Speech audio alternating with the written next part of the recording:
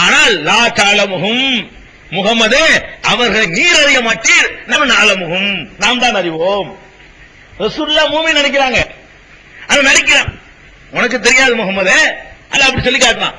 முகமதே நீ இருக்கிற மதீனாவுல முனாஃபிக் இருக்கிறான், மதீனாவை சுத்தி உள்ள கிராமத்துல முனாஃபிக் இருக்கிறான், அதாவது முஸ்லிம் என்று நட்டுக்கொண்டு இஸ்லாத்துல இல்லாதவன் இருக்கிறான். அவன் யார் யாரு உனக்கு தெரியாது. அப்படி எல்லாம் சொல்லி கேட்ட, நான் சொல்லல. நான் தாளமுகும் முகமதே நீ அவர்களை அறிய மாட்டீர், நகுனு நாளமுகும் நாம் அவர்களை அறிவோம். அப்ப என்ன விளங்குது இதுல? ஒருத்தர் நடிக்கிறானா இல்லையா என்பதை கண்ணுக்கு கண்ணா பார்த்தும் கூட அல்லாஹ்வுடைய தூதருக்கு கண்டுபிடிக்க முடியல. முனாஃபிக்குலாம் மூமின்னு சொல்லி ஏமாத்திக்கிட்டு இருந்தான், ரசூலுல்லாஹ் ஏமாத்தினா மூமின் மாதிரியே வருவான், மூமின்களோட இருப்பான். அப்ப இன்னென்ன தன்மைகள் இருக்கும் ரசூலுல்லாஹ் சொல்ல முடிஞ்சே தவிர ஒன்னு ரெண்டு பேர் அடையாளம் காண அல்ல இன்னும் முனாஃபிக் அப்படி அல்லாஹ்வால் அடையாளம் காட்டப்பட்ட ஒன்னு ரெண்டு பேரை சொல்ல முடிஞ்ச தவிர டோட்டல் லிஸ்ட் போட்டு இந்த 45 பேர் இவங்கதான் இவங்க எல்லாம் இல்ல சொல்ல முடிஞ்சா சொல்ல முடியல. அதனால ஊடுருவி இருந்தான். அதாவது முனாஃபிக்ங்கிறவன் கெட்டவங்க, சஹாபாக்கள்ங்கிற முஃமின்கள் நல்லவர்கள். நல்லவர்களும் கெட்டவர்களும் வாழ்ந்து சேர்ந்து வாழுகிற அந்த சமுதாயத்தில் நல்லவர்கள் யார் கெட்டவர்கள் யார் என்று பிரித்தறியக்கூடிய சக்தி முகமதே உனக்கு இல்லைங்கிற அல்லாஹ். அப்ப அல்லாஹ்வுடைய ரசூலுக்கு முனாஃபிக்குகள் யார், முனாஃபிக்கு இல்லாதவர்கள் யார் என்று கண்டுபிடிக்க முடியல. இப்ப நம்ம என்ன வழங்க வேண்டி இருக்குது இந்த ஆயத்திலிருந்து? இது கதை இல்லையே, இது கற்பனை இல்லையே, என்னுடைய சொந்த அனுமானம் இல்லையே, அல்லாஹ் தானே சொல்றான். என்ன சொல்றான்? முனாஃபிக் யாருன்னு உனக்கு தெரியும், எனக்கு தெரியுங்கிறான். எனக்கு தான் தெரியுமே தவிர உனக்கு தெரியாது. ஏன்? உனக்கு மூஞ்சி தான் தெரியும், எனக்கு கல்பு தெரியும். உனக்கு மூஞ்சி தெரியும், முகம் தெரியும், கல்புல போய் பார்க்கிறவன் நான் ஒரு ஆள் தான், எனக்கு தான் தெரியும். அவன் நடிக்கிறான் கண்டுபிடிச்சிருவேன், உனக்கு கண்டுபிடிக்க இயலாது. அப்ப இதுல என்ன விளங்குறோம்? யாரையாவது பிடிச்சிட்டு வரும் மகானு அல்லாஹ்வுடைய நேசர்னு சொன்னோம்னா ரசூலுல்லாஹ் விட நீங்க உங்களை பெருசாக்கிட்டீங்கன்னு அர்த்தம். அவரை பெருசாக்குற ரெண்டாவது, அவரை பெருசாக்குறீங்களா இல்லையாங்கிறது ரெண்டாவது. இப்படி சொன்ன உடனேயே நீங்க உங்களை பெருசாக்கிட்டீங்க.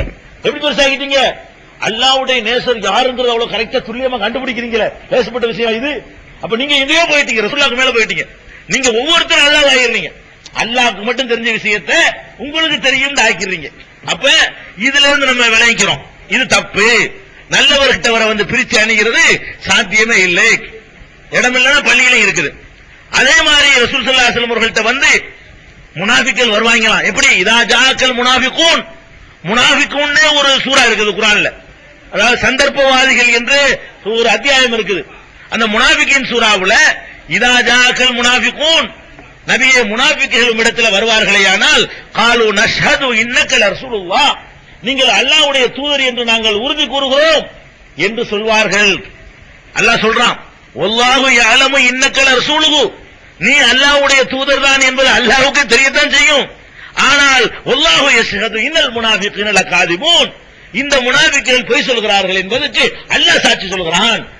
அப்ப ரசூலுல்லாஹ்ட்ட வந்து நீங்க தான் தூதர்மாங்கலாம். ரசூலுல்லாஹ் என்ன சொல்றாங்க? கரெக்டா தான சொல்றாங்க, உள்ளத்துல தான் வருது போல இருக்குது, நம்பிடுவாங்களாம். அல்லாஹ் என்ன சொல்றான்?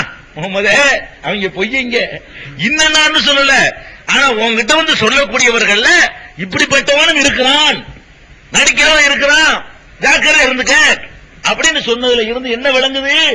ரசூல் ஸல்லல்லாஹு அலைஹி வஸல்லம் அவர்களையும் சஹாபாக்களையும் ஏமாத்தினார்கள், ஏமாத்திக் கொண்டிருந்தார்கள், மூமின் வேஷம் போட்டு ஏமாத்தினார்கள்.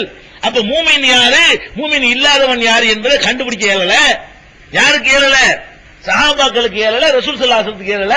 ஆனா யாருக்கு இயலுது? நமக்கு இயலும். ரசூலுல்லாஹ்வுக்கு முடியாது, அவங்களுக்கு முடியுமா? எங்களுக்கு முடியும்ல. அதான் இப்ப நடந்துகிட்டு இருக்குது. இவர் அவுலியா, அவர் அவுலியா, இவர் மகானு. இது எங்க உங்களுக்கு அந்த அதிகாரத்தை யாரு உங்களுக்கு தந்தா? தெரியும், ஜட்ஜ்மெண்ட் பண்ணும்போது தெரியும். அப்ப இப்படி ஒருத்தர் நல்லடியான்னு சொல்லக்கூடிய அதிகாரம் நம்ம கையில இல்லன்னு இந்த ஆயத்துல விளங்குதா இல்லையா? நான் என்ன கதையா குர்ஆன்ல இருந்து காட்டுறேன், குர்ஆனை எடுத்து பாருங்க. ரசூலுல்லாஹ்வுக்கு தெரியாது நல்லா சொல்றான், நீங்க உங்களுக்கு தெரியும்ங்கறீங்க. அப்ப ரசூல் ஸல்லல்லாஹு அலைஹி வஸல்லம் மேல உங்களை வசத்தை பாத்தீங்கன்னு சொன்னா அந்த நம்பிக்கை தவறான நம்பிக்கை. இதை நீங்க விளங்கிக்கலாம். யுத்த காலத்துல கிட்ட ஒருத்தன் வந்துட்டான், வெட்ட போயிட்டாரு. யார்? உசாமா. வெட்ட போன உடனே போர்க்களத்துல வெட்டலாமே, போர்க்களத்துல வெட்டுறதுக்கு உள்ளதானங்க, வெட்டதானே போருக்கு போறாங்க, போர்க்களத்துல கருணை காட்ட முடியாது, வெட்ட போறாங்க. வெட்ட போன உடனே அவர் என்ன பண்றாருன்னா இவன் அந்த லாயிலா இல்லங்கிறாரு. யாரு? அந்த எதிரணியில் இருக்கக்கூடியவர் உசாமா வெட்ட வந்துட்டார், வசமா மாட்டிக்கிட்டு உடனே அஷ்ஹது அல்லா இலாஹ இல்லல்லாஹ், அல்லாஹ்வை தவிர யாரும் இல்லைன்னு சொல்லிடுறாரு. சொன்ன இவர் என்ன நினைக்கிறாரு, இவன் வந்து சும்மா சொல்றான், வாளுக்கு பயந்துகிட்டு சொல்றான், உசுரை காப்பாத்துறக்கா சொல்றான், வாயினாலதான் சொல்றான், உள்ளத்துல இல்ல அப்படி நினைச்சுக்கிட்டு ஒரு இருக்கிட்டார், கொண்டு விட்டார். போர்க்களத்தில் கொண்டு விட்டார். கொன்ற உடனே இது ரசூல் ஸல்லல்லாஹு அலைஹி வஸல்லம் அவங்கள்ட்ட வருது. ரசூலுல்லாஹ்ட்ட வந்து இந்த செய்தி, இந்த மாதிரி நீங்க அனுப்புனீங்கல்ல உசாமா, இந்த மாதிரி ஒரு வேலையை பண்ணி விட்டாரு, அவன் சொன்ன லாயிலா இல்லலாண்டு, அதுக்கு பிறகு நினைஞ்சிட்டாரு இவரு, கொண்டு விட்டாரு அப்படின்னு சொல்றாங்க. ரசூலுல்லாஹ் கேக்குறாங்க, அஃபலா ஷகக்தான் கல்பிஹி, உசாமாவே அவர் இதயத்தை நீ பிளர்ந்து பார்த்தாயா? அவர் வந்து நல்ல நமக்கே தெரியுது இவன் தப்பிக்கத்தான் சொல்றாண்டு. போர்க்களத்துல ஆர்வலர்கள் மேல தூக்கணும்னு லாயிலா இல்லலாண்டா எதுக்கு சொல்றான்னு விளங்குது, உங்க அறிவு சொல்லுது. அவன் தன்னை காத்துக்கிறதுக்கு சொல்றான், பொய் தான் சொல்றாங்கிற மாதிரி தான் நீங்கள் நினைப்பீங்க, எல்லாரும் நினைக்குவோம். அப்படிதான் அவர் நினைச்சாரு. அப்படி நினைக்க கூடாதான், அப்படியும் நினைக்க உனக்கு அதிகாரம் கிடையாது. அந்த நேரத்தில் கூட, அந்த நேரத்தில் சொன்னா கூட நீ எப்படி இதயத்தை பிளந்து பார்த்தாயா? ஹத்தா தாழம காலஹா அம்லா, அவன் உள்ளத்திலிருந்து சொன்னானா இல்லையா என்று தெரிந்து கொள்வதற்காக இதயத்தை அறுத்து பிளந்து பார்த்து என்ன இருக்குன்னு கண்டுபிடித்தாயா? எப்படி நீ செய்யலாம்? இந்த கேட்கிறாங்க. ஒரு தடவை கேட்கிறாங்களா? இல்ல. கரிருகா அலைய, திருப்பி திருப்பி கேட்கிறாங்களாம். அவரை வந்து நிப்பாட்டிக்கிட்டு, இப்படி செஞ்சுட்டிய, உள்ளத்தை பிளந்து பாத்தியா? அவன் நெசமா சொன்னான்னு தெரியுமா? இப்படி செய்யலாமா நீ? இந்த மாதிரி பண்ணிவிட்டிய, இப்படி உள்ளத்தை பிளந்து பாத்தியா? இதையே திருப்பி திருப்பி கட்டும் கோபம் கொண்டார்களே, ஆனால் அது திருப்பி திருப்பி ரிப்பீட் பண்ணுவாங்க ரசூல் ஸல்லல்லாஹு அலைஹி வஸல்லம். அந்த கோபத்தினுடைய பிரதிபலிப்பு ஒரே ஒரு தடவை கேட்டுட்டு விடல, திருப்பி திருப்பி திருப்பி திருப்பி கேட்கிறாங்க. ஏன்னா உள்ளத்தை உனக்கு யாரு அதிகாரத்தை கொடுத்தா? வெளிப்படையா உள்ளதா உனக்கு தெரியுமே தவிர உள்ளத்துல இருக்குதா இல்லையான்னு உனக்கு என்ன தெரியும்? இருக்கட்டு இல்லாம போகட்டும், நீ வெளிப்படையா உள்ள நின்றுக்கணுமா? நீ உள்ளத்துல இதான் இருக்குன்னு கண்டுபிடிச்சு விட்டியப்பா. நடிக்கிறதுக்கு சொன்னாலும் எப்படி சொன்ன நீ? அவன் எதுக்கு சொன்னான்னு உனக்கு தெரியாது. நீ வெளிப்படையான செயல்களை வச்சு ஒரு முடிவுக்கு வந்துக்கலாம். ஒன்னும் செய்யக்கூடாது. லா இலாஹ இல்லல்லாஹ் சொல்லிட்டான்னு சொன்னா அவன் எதிரணி இல்ல, அவன் போர்ல இருந்து வாபஸ் வாங்குறான், வெள்ளை கொடி தூக்கிட்டான்னு அர்த்தம். அதுக்கு மேல அவனுக்கு அல்லாஹ்வுக்குள்ள விஷயம் அப்படின்னு விட்டுருக்க வேணாமா? உசாமா சொல்றாரு, அதுக்கு முந்தி நான் இஸ்லாத்தை ஏற்றுக்கொள்ளாம அன்னைக்கு ஏற்றுக்கலாம் போல இருக்குது. இஸ்லாத்தை முன்னாடி ஏற்றதுனால தானே இப்படி என்னை அனுப்பி விட்டு இப்படி ஒரு பெரிய பாவத்தை சுமந்து அதுக்கு முந்தி செஞ்ச எல்லா நன்மையும் அளிக்கிற அளவுக்கு அவர் என்ன சொல்றாருன்னா, இந்த கடும் வார்த்தையை பார்த்த உடனே இத்தனை வருஷம் நம்ம செஞ்சவன் நல்லறோம் எல்லாம் அழிஞ்சு நாசமா போச்சு, அந்த நிலைமை வந்துருச்சோம் நமக்கு, நான் பயந்துட்டேன். இன்னைக்கு இஸ்லாத்தை ஏற்றுக்கலாம் போல இருக்குது.